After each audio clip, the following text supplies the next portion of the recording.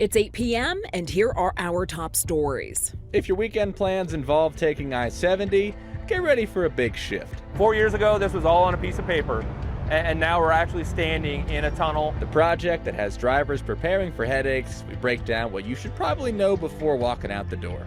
Friends and family in Brighton gather tonight after a teen tragically lost his life in a shooting. The latest in the investigation.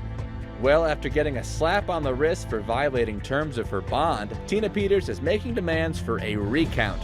Our Denver 7 political team breaks down why she'll have to cough up some cash for anything to change.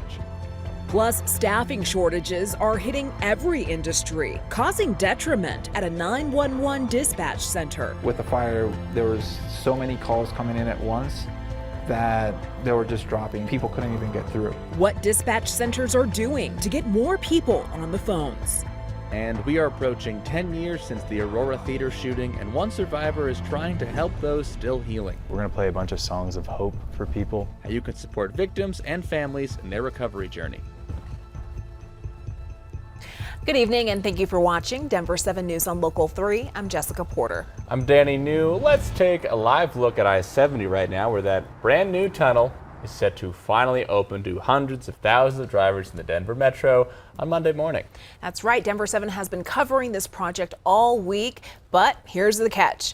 Anyone who was planning to use the I-70 highway this weekend, you are going to have to make some changes to your travel plans. So let's get you some insight. Denver 7's Rob Harris is live tonight, telling us what we should know about its closure, which is just about 2 hours away now. Rob?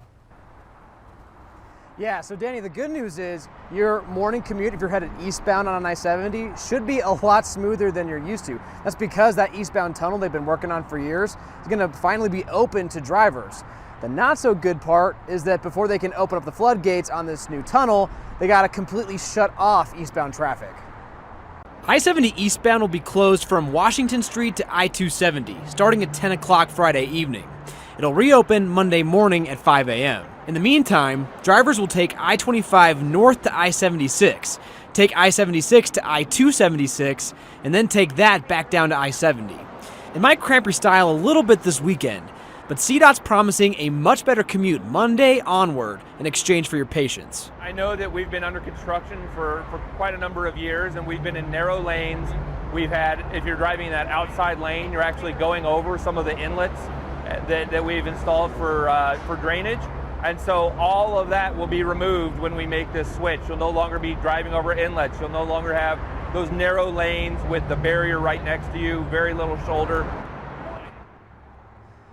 All right, now those benefits he's talking about, you're not going to see them on the westbound tunnel for the rest of the summer. They're still going to have those narrower lanes and no shoulder while workers work to reconfigure it, because the westbound tunnel has had two-way traffic as they've been working on the eastbound tunnel. Now they got to flip and rework the westbound tunnel, so that'll take them some time. But just a reminder again for this weekend, if you're planning on heading east on I-70, you got to find that reroute because it's closing tonight at 10 o'clock and it won't reopen until Monday morning at 5 a.m. Guys.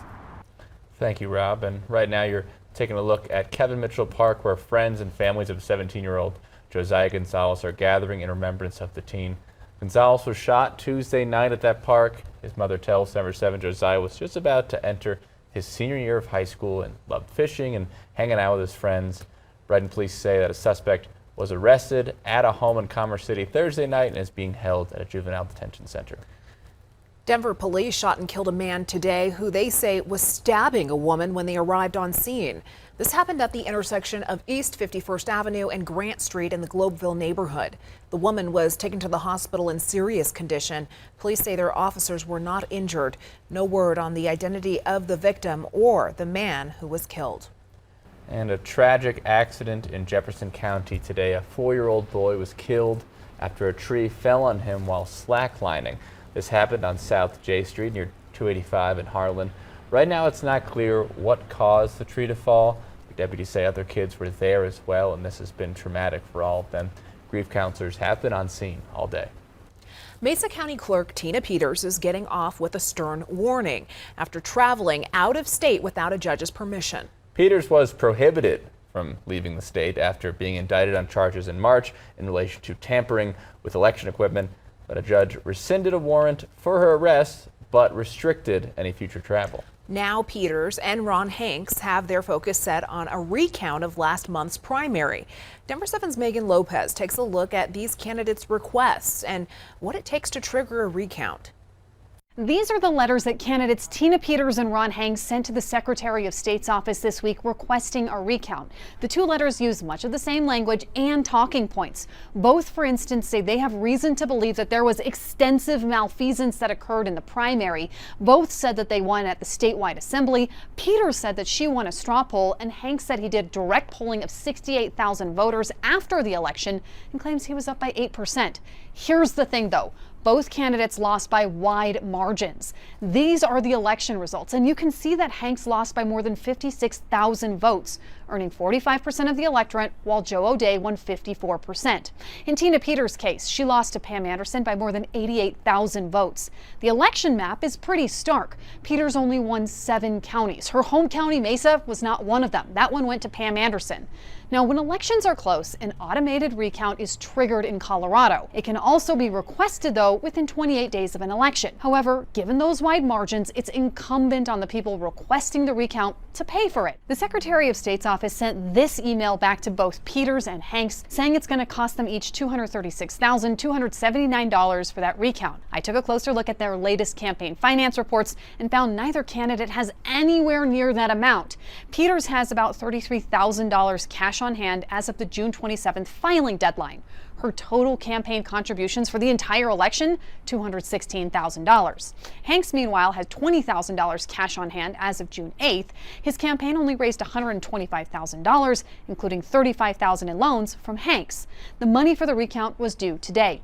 If that recount determines that the requesting candidate won, though, or if it was close enough to have triggered an automatic recount, they can get a refund. Peters, you may remember, is also facing felony charges. Her bond was revoked this week and an arrest warrant was issued when she left town without a judge's permission. In a hearing this afternoon, the judge decided to throw out her arrest warrant, but did change her bond so that she can't travel out of state without going through a motion process since she's no longer a candidate. He said she is a flight risk and she does have access to both money and a private plane. Megan Lopez, Denver 7. Thank you, Megan. And tonight, the Secretary of State's office announced that neither candidate paid for the recount by the 5 p.m. deadline. It says it has followed all laws for recounts. Tanya Bowie will spend nearly 11 years in federal prison after pleading guilty to drug and gun charges. Bowie is the sister of one of the men charged in a deadly arson. Officials say she often dealt drugs with her brother and might have helped him cover up the Green Valley Ranch house fire back in 2020. Her brother and 2 other friends are accused of setting a fire which killed a family of 5. Officials say they mistakenly thought their stolen cell phone was inside. There are certain staffing shortages that communities in Colorado dread, and in Summit County, officials are desperate to hire more 911 dispatchers as their current dispatch team is half the size it should be. Only 2 dispatchers are currently staffed at the same time and are expected to handle roughly 190 calls per day. According to the county's 911 center director, Jerry Del Valle, that's a workload for 4 people. And naturally, the shortages become even more glaring when multiple 911 calls come in at the same time.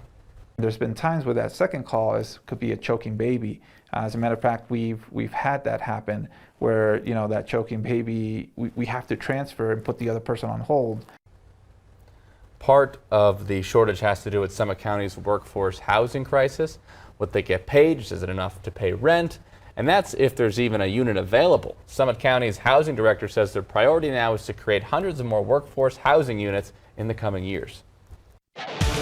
Coming up, dispensaries are of course a common sight in Colorado, but now that one could be opening next to a popular ice cream shop, parents are not happy. That's where our teenagers are hanging out. That's where little ones are sitting, eating their ice cream. Why other patrons say it's an overreaction. Beautiful weather expected up in the high country around 10,000 feet, but here for the Front Range and the Eastern Plains, really going to be heating things up. I'll have your weekend forecast. And working for peanuts.